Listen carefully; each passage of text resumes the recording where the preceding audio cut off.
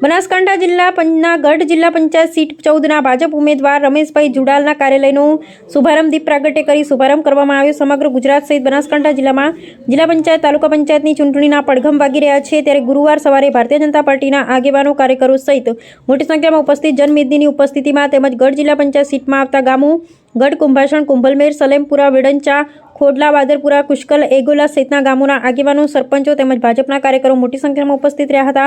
આ કાર્યાલયના ઉદ્ઘાટન કાર્યક્રમમાં ઉપસ્થિત મુખ્ય અતિથિ ડોક્ટર હિતેન્દ્રભાઈ પટેલ, પ્રદેશ ભાજપ પ્રવક્તા, તેમજ રમેશભાઈ પટેલ, પાલનપુર તાલુકા ભાજપ પ્રમુખ, તેમજ આગેવાનો ભારતીય જનતા પાર્ટી યુવા ઉપપ્રમુખ નીરુભા વાઘેલા, ખુશાલભાઈ તેમજ રામસુંગભાઈ ચૌધરી, હીરાભાઈ, ગોવિંદભાઈ ભુટકા, અમૃતભાઈ દેસાઈ, બેચરભાઈ ભુટકા, વસંતભાઈ રાઠોડ સહિતના મહાનુભાવોએ તન મન ધનથી ભાજપના કાર્યકરોને જંગી બહુમતીથી ગઢ જિલ્લા પંચાયતના ઉમેદવાર રમેશભાઈ જુડાલને તેમજ ગઢ 1 તાલુકા પંચાયત સીટ ઉમેદવાર લાલુજી ઠાકોર, ગઢ 2 તાલુકા પંચાયત સીટના ઉમેદવાર અમૃતભાઈ ટાંકરવાડિયા, કુંભાસણ સીટના ઉમેદવાર જયંતિભાઈ વાગડોદા તેમજ ખોડલા સીટના ઉમેદવાર અમૃતભાઈ જુડાલને જંગી બહુમતીથી જીતાડવા આહવાન કર્યું હતું અને ગુજરાત તેમજ દેશના વિકાસમાં સહભાગી થવા જણાવ્યું હતું। ગઢ 14 જિલ્લા પંચાયતના ઉમેદવાર લોકપ્રિય એવા શ્રી રમેશભાઈ મૂળજીભાઈ જુડાલના કાર્યાલયના ઓપનિંગ પ્રસંગે અને 4 તાલુકા પંચાયતના ઉમેદવારોના જનસંપર્ક માટે એક આ કાર્યાલયનું ઓપનિંગ કરેલું છે। એ ઓપનિંગમાં જે તમામે તમામ 4 સીટના ખૂબ બધા દરેક સમાજના યુવાનો વડીલોએ હાજરી આપી છે અને ભારતીય જનતા પાર્ટીમાં વધુમાં વધુ મતદાન કરવા માટેની અપીલ કરી છે। તો તમામે તમામ મિત્રોને આ મીડિયાના માધ્યમથી પણ હું કહું છું કે રમેશભાઈ એક ખૂબ સરળ અને ઉમદા વ્યક્તિત્વ ધરાવતો વ્યક્તિ છે અને નીચે 4 ઉમેદવારો પણ ખૂબ સારા અને યુવાન છે। તો દરેકને મતદાન વધુમાં વધુ ભાજપ તરફે કરવા મારી 2 હાથ જોડી અને વિનંતી છે। સમગ્ર બનાસકાંઠા જિલ્લામાં તમામ 48 જિલ્લા પંચાયત બેઠકોના કાર્યાલયનો શુભારંભનો એક સાથે કરવાનો ખૂબ સુંદર આયોજન બનાસકાંઠા ભારતીય જનતા પાર્ટીએ કર્યું છે। એ જ ક્રમમાં સવારે મડાણા જિલ્લા પંચાયત બેઠક અને અત્યારે ગઢ જિલ્લા પંચાયત બેઠકના કાર્યાલયનો શુભારંભ અને પ્રચારનો શુભારંભ કરવા માટે અહીંયા ઉપસ્થિત છીએ। બનાસકાંઠામાં ટીમ બનાસકાંઠા દ્વારા ભાઈ શ્રી કીર્તિસિંહજી, પ્રમુખશ્રી ભાઈ શ્રી ધવલભાઈ, પ્રભારીશ્રી, માન્ય મંત્રીશ્રી પ્રવીણભાઈ માળી, માન્ય ધારાસભ્ય શ્રી અનિકેતભાઈ અને સંગઠનની ટીમે 24 જેટલી બેઠકો બિનહરીફ કરાવી અને વિજયના શ્રી ગણેશ કર્યા છે। સમગ્ર જિલ્લામાં ફરવાનું થયું છે। બનાસકાંઠાના કાર્યકર્તાઓનો, મતદારોનો, જનતાનો ભારતીય જનતા પાર્ટી સામે ખૂબ પ્રતિસાદ સારો છે।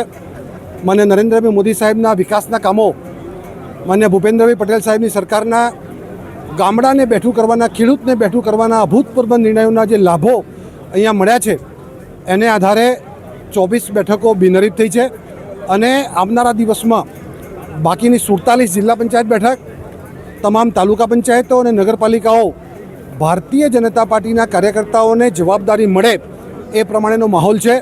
ખૂબ ઉત્સાહપૂર્ણ માહોલમાં આજે સમગ્ર બનાસકાંઠામાં તમામ 48 સીટો ઉપર આ પ્રકારે જિલ્લા પંચાયત અને નીચેના તાલુકા પંચાયત બેઠકના કાર્યાલયનો શુભારંભ થયો છે।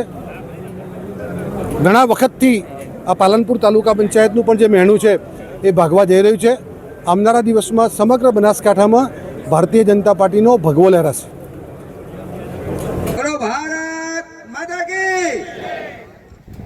અત્યારે મંચસ્થ ઉપર આપણા સૌના આગેવાન એવા હિતેન્દ્રભાઈ પટેલ સાહેબ અને જાજો ટાઈમ ના લેતા સમગ્ર મંચસ્થ ઉપર આગેવાનો, વડીલો જે કોઈ બેઠા છે એ, અને મારા ભાગે તો બોલવાનું કંઈ રહેતું જ નથી, બધું સાહેબે કહી દીધું છે।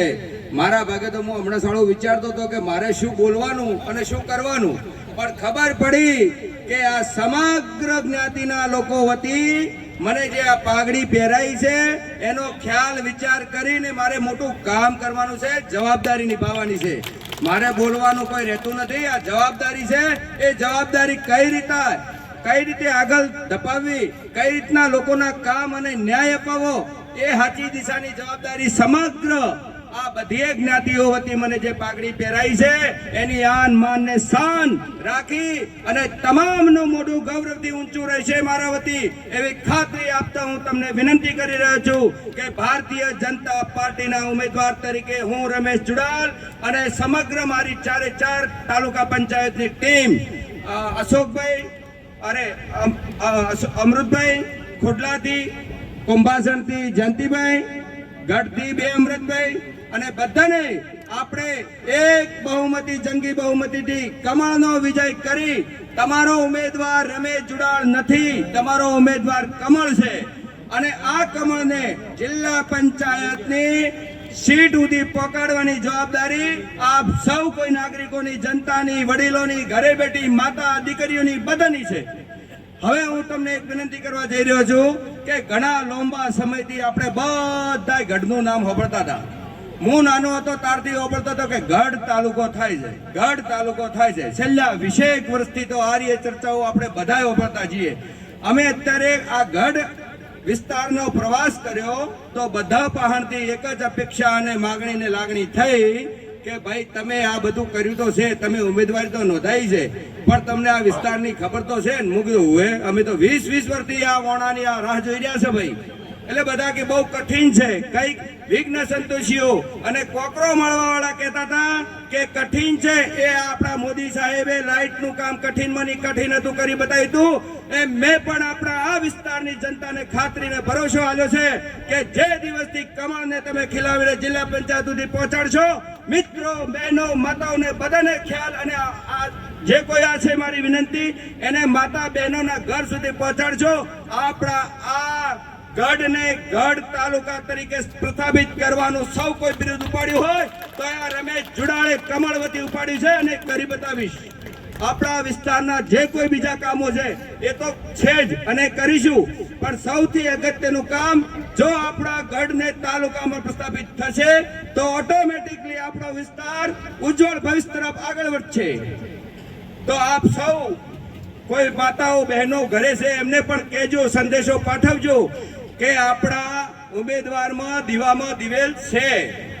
જિલ્લા પંચાયતની સીટ જીતી, અમારા ઉમેદવાર 4 તાલુકા પંચાયતની સીટ જીતી, તાલુકા પંચાયત ભારતીય જનતા પાર્ટીનો ભગવો લહેરાય, જિલ્લા પંચાયત પણ ભારતીય જનતા પાર્ટીનો ભગવો લહેરાય, તો પ્રમુખ સુધીની તમામે તમામ જે પ્રમુખ ભારતીય જનતા પાર્ટી વતી બને ત્યાં અમારા વિસ્તારને જે કોઈ ખામી ખોંચણ હોય એની રજૂઆત ધારદાર કરવાની જવાબદારી તમારી આ રમેશ જુડાળની રહેશે.